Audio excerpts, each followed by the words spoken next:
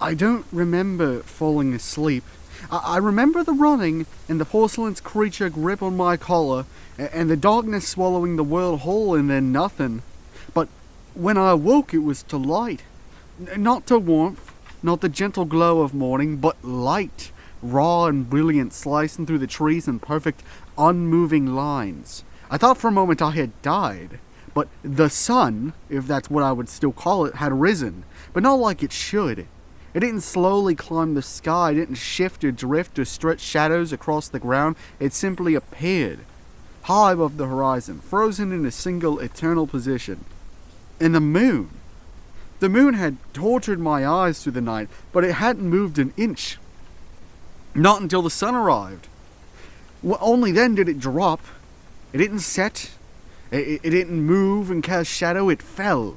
Silent, like sinking stone slipping out of its place in the sky, vanishing beneath the horizon as though tugged by invisible strings, just in a singular arcing motion.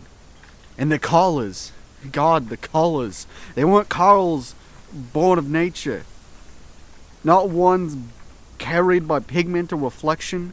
These were painted, literally. Strokes of light casting across the landscape. The rays of the sun came down like brushstrokes, thick and vivid, and visible as sharp lines cutting through the air. Each one shimmered with a texture I could almost touch. There was gold here, emerald there, a streak of crimson slicing between two stalks with the precision of an artist's hand. The world wasn't glowing. It was illustrated. My eyes hurt. Every blink smudged the edges of the scene like wet paint, only for the world to redraw itself sharper than before. I wished more than anything that it was a dream. And then I turned. And she was there. The porcelain creature crouched a few feet away, sitting perfectly still among the vibrant grass. Her cloak of living fronds shifted in slow waves, each wave and leaf dripping their faint color like ink in diluted water. She held that golden instrument, the brush, the needle, whatever it truly was, loosely in one floating paw. Thin curls of pale smoke rose from its tip, weaving upward in disciplined spirals, forming shapes that unraveled before I could understand them. The smoke didn't smell like tobacco or fire, it smelled like lightning and hot stone, like metal shavings and rain. She tilted her head and watched me rise, her eyes glowing, narrowing with a curious calm, as though studying whether I was intact or had been shattered in the night. For a long moment neither of us moved. The painted sun hung above. The shadows did not shift.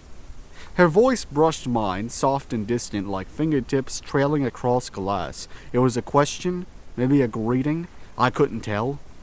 I hugged my arms around myself, shivering in the frozen sunlight, and I whispered, "Please." I whispered before I could stop myself. "Please let this be a dream." The creature blinked, slow, sympathetic almost, but her eyes held no lie. This world was very much real, and I'm still in it. When I stood, the porcelain creature rose with me. Not abruptly, not with the sharp motion of an animal startled awake, but slowly, deliberately, like a figure lifting itself from a page. Every movement was fluid and silent, her cloak whispering like leaves turned by an unseed tide. She didn't touch me, not at first. She simply watched. I approached the cliff's edge, the grass bending beneath my feet like soft paint, still drying, and looked out across the world laid out up beneath this immovable sun. The sea. It shouldn't have been beautiful, not after anything. But it was. Its surface rippled in smooth sheets, each swell folding over the next like thin paper cutouts sliding along invisible tracks. Their water had depth, but its edges were too crisp, its foam too uniform, every wave outlined in a thin stroke of white as though sketched by hand. And across that impossible sea were cities, or what I thought were cities. They were dark silhouettes rising from the horizon like theater props, their angles too clean, towers too straight. The light hit them in solid blocks, no gradients, no soft edges, architect drawn with a ruler held by an unsteady god. Between here and there stretched something even more absurd, a bridge. No, a miracle trying to pretend to be a bridge. It was long and crimson and narrow.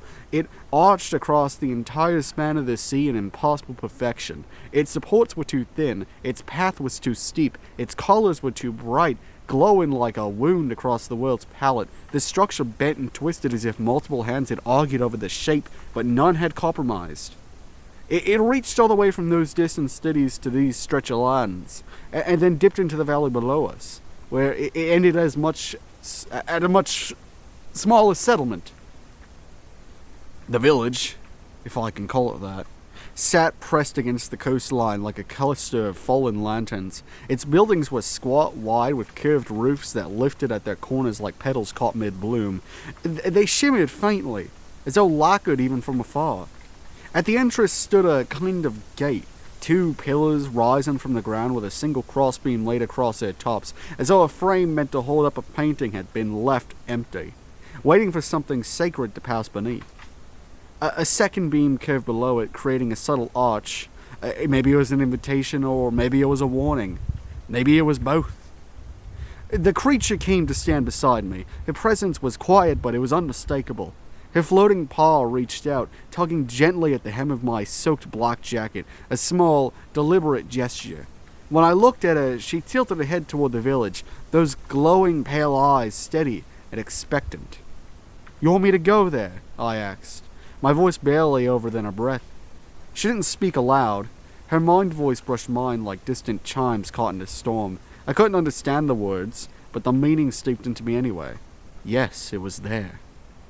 I looked again. The village seemed close, its colors clear, its outlines sharp, but as soon as I tried to picture walking by it, the land stretched, bending subtly like a sheet of paper being pulled. The distance grew, but the image did not shrink. It would take a day of travel, maybe more. Even it looked like it was a few hills away, but I knew better. The creature nudged me again. It was gentle but insistent.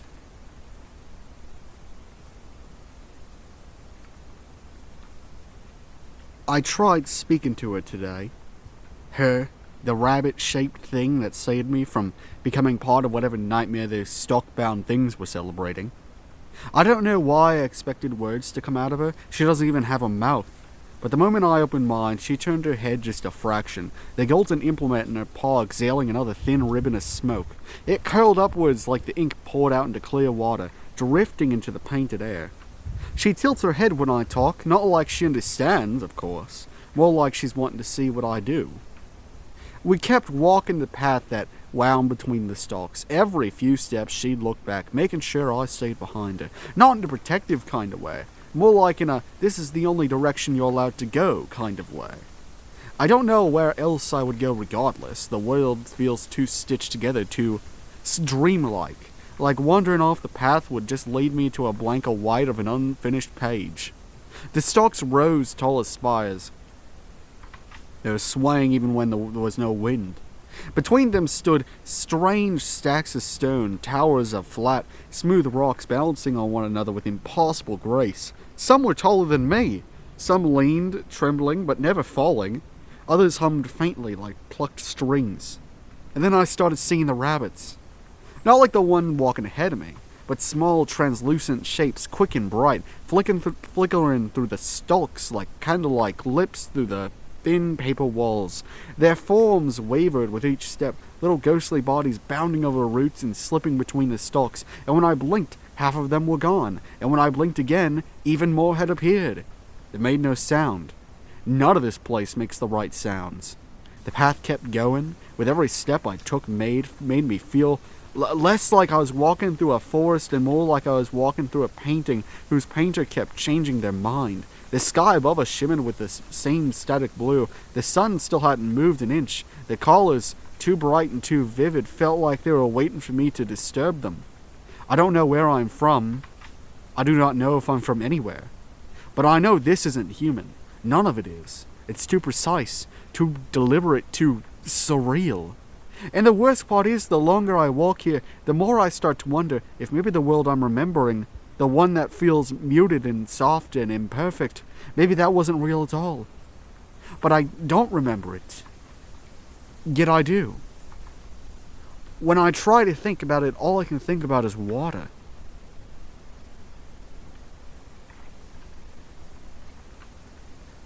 The path would split. It shouldn't have surprised me. I mean, paths do that, after all. But something about the way it happened made my stomach twist.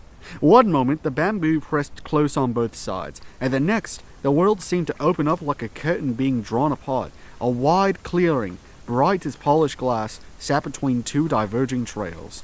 She stopped at the fork. The rabbit creature, my unwanted guide, turned back towards me, the fronds trailing behind her like ribbons in the water. The golden smoke thing still glowing faintly in her paw. She didn't gesture or point, she didn't need to. It was close and clear which direction she intended to take. The right-hand path was lined with strange structures, and everything in her stillness seemed to say follow. I stepped forward and froze. The shrines. There was dozens of them. Some of them were built from teal shells, bleached and smoothed and arranged with impossible artistry. Some were no bigger than birdhouses. Others rose taller than me. The shells spiraled and folded around inset stones, blue, white, and deep-sea green, each one carved with symbols I couldn't read. They glowed faintly in the unmoving daylight. Waterfalls spilled from the cliffs beside them, sliding down the rock in sheets so thin they looked drawn on. During the night, I know they would have terrified me. Tall black mouths of caves, hollow groans of water moving through the stone. But here in the day, under the unchanging sunbeam sky, they looked peaceful, inviting even. I stepped closer to a cluster of stones near one shrine, and one realized they weren't stones at all. They blinked. Small, round creatures, blue as the shallows of a tropical sea, shifted their plump bodies and stared at me with wide, unblinking eyes. Their skin looked like polished pebbles, their limbs soft and tiny, barely more than nubs. They made no sound, no movement toward me. They simply watched, heads tilting in quiet curiosity. Not threatening, not like the monster from the night before. These ones felt almost like creatures. Creatures that belonged to you. I crouched slightly, unsure if I should say hello or bow or just pretend I didn't exist. But as I did, the rabbit creature tugged lightly on my jacket again, urging me forward, toward the shrines, toward the second path, toward whatever lay hidden in the painted daylight. The blue little ones, they parted as we walked, watching us as we go with their pebble-bright eyes, and for the first time I woke here, I felt something warm unfurl in my chest. It wasn't safety, and it wasn't comfort either. Just the quiet, surreal certainty that this world contained more than horrors. It held wonders, too, even if shocking.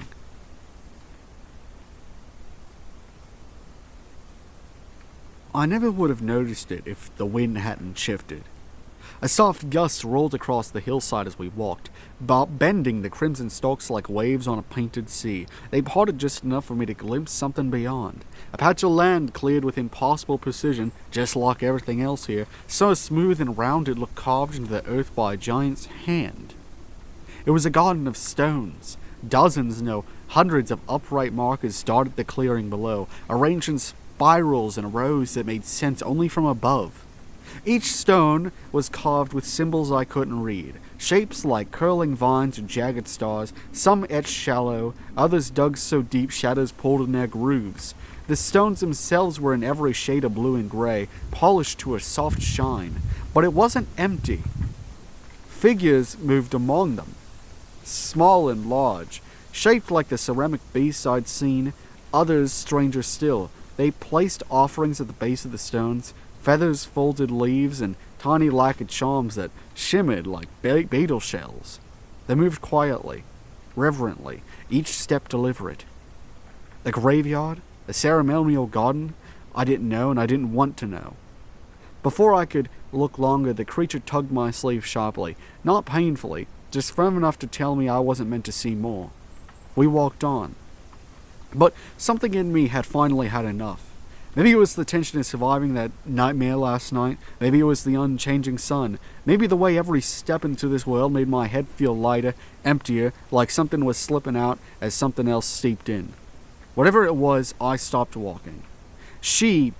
It stopped too, turning with a single graceful swivel of the head, her fronds drifting behind her like seaweed. Smoke curled lazily from the golden object in her paw. I faced her, breath shaken. Where are you taking me? I asked. though I knew she wouldn't understand. She tilted her head. A soft pulse echoed in my skull, her voice, or whatever passed for one, rushing into me in a flood of unintelligible sounds. Words that weren't words, syllables twisted in a way that almost made sense but slipped away like water through cupped hands. Gibberish, noise, and pressure. My vision went hot at the edges. My hands curled into fists without meaning to. Stop! Stop talking like that, just stop! I snapped, my voice breaking. She froze. The smoke in her paw coiled upwards and then stilled entirely, hanging in the air like ink suspended in liquid. Her paws drifted closer to her body, folding in like she was startled or confused. Her head tilted again, slower this time, gentler, as if trying to understand me as much as I was trying to understand her. I didn't feel calmer. I felt like a light getting caught in the storm. Everything here was too vivid, too alive, too wrong. And the creature was staring at me with those soft, blank, unblinking eyes, waiting for an answer I didn't have.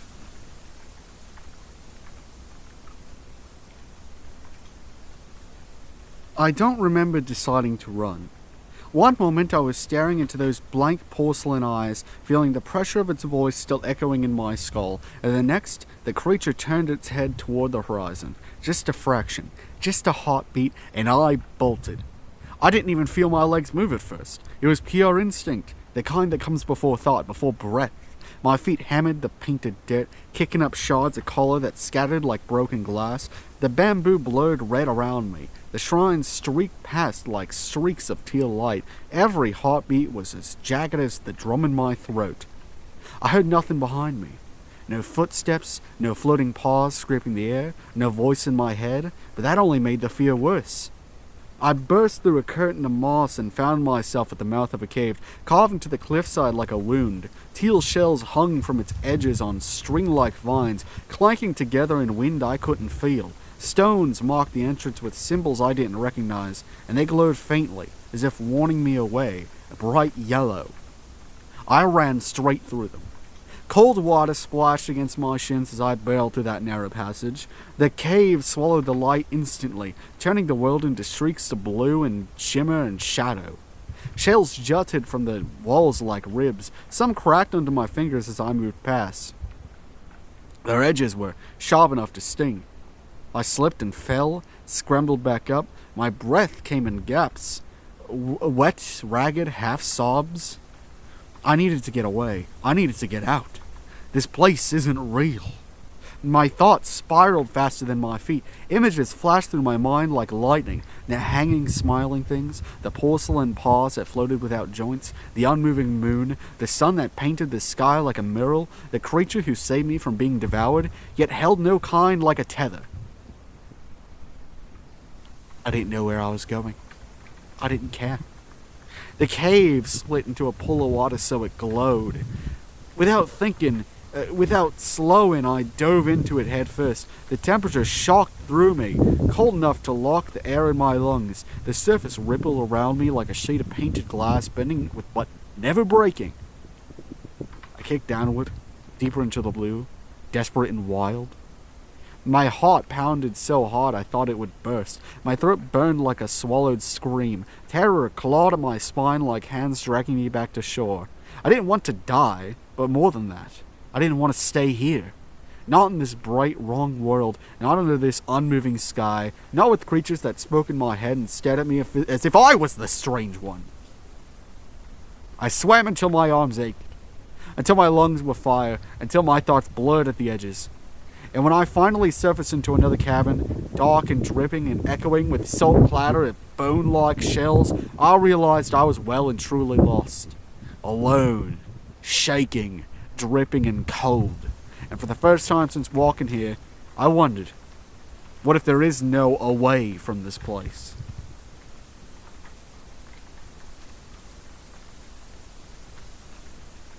I don't know how long I wandered. The cave went on in impossible directions, tunnels that carved like intestines, chambers that opened suddenly into wide hollows, water dripping rhythmically from above as if the whole place had a heartbeat. My own footsteps echoed back at me, warped by the strange acoustics into something that didn't sound entirely human. Eventually, I slowed.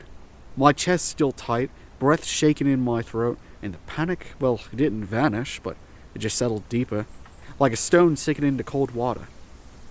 Speaking of water, there was a pool beside me, wide and still, glowing faintly with that too blue shimmer. The surface rippled, and only when I did, disturbed by my ragged breathing. I knelt beside it because part of me needed to see something familiar, anything that made sense in this nightmare. My reflection stared back almost. The water's surface wasn't truly reflective. It was like looking into a painting that hadn't fully dried, pigments pooling and colors shifting with the slightest tremble, my face blurred at the edges, features smearing into strokes of dark and light. When I leaned closer, the shadows deepened under my eyes, my outline warping as if it was some unseen brush reshaping me in real time. I jerked back.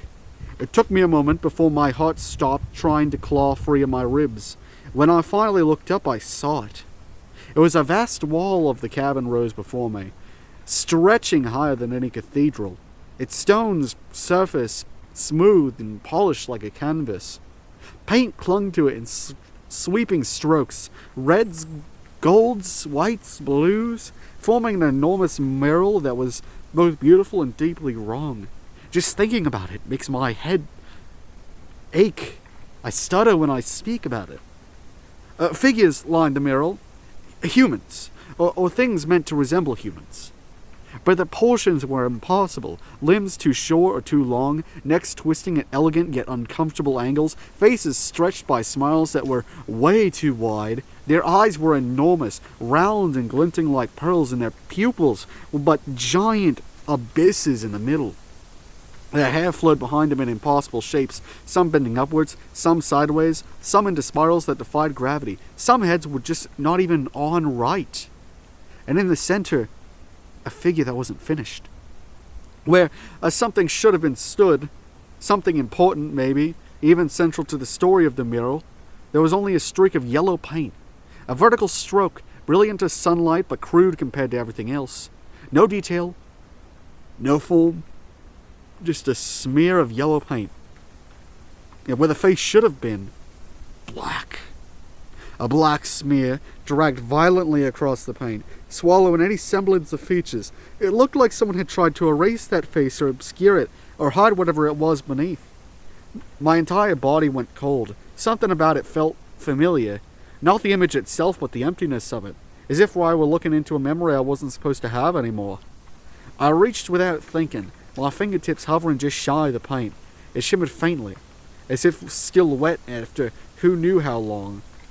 My fingers tingled, a buzzing under my skin that made me pull back quickly. This place was wrong. Everywhere I turned was wrong.